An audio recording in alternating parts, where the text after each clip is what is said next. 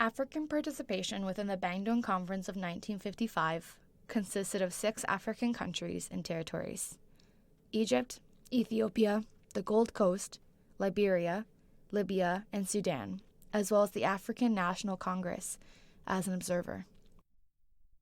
Each nation came to the conference wanting to cover qualms of colonialism and racialism. The participating African states were involved within 3 committees: political, cultural, and economic committees at the Bandung Conference.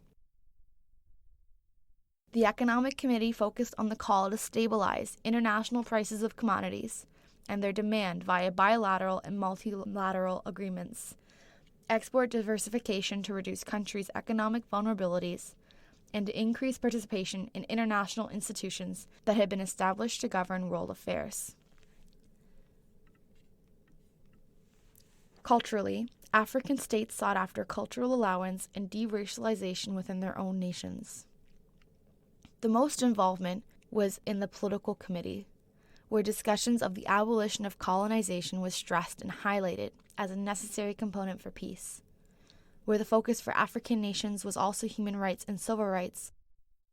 The final communiqué for the conference highlighted this respect for human rights and sovereignty, as well as an equality for all races, abstention for intervention, respect for each notion of said nation, reformation from acts of aggression against other countries, settlement of international disputes by peaceful means, promotion of mutual interests and cooperation with respect for justice and international obligations.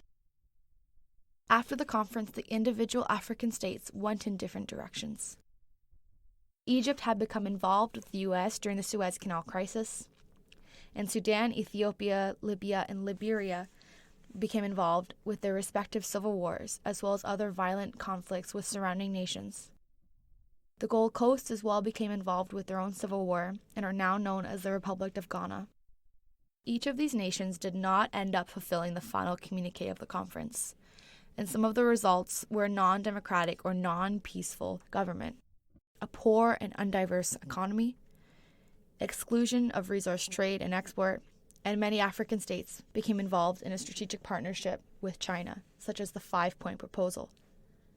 This proposal emphasized reliable friendship, a guarantee of sovereign equality, non-intervention, mutual beneficial development, and international cooperation, and it signified a new force towards diversification in form and mutual benefit, and it was added to accompany the economic reforms of the domestic market through China.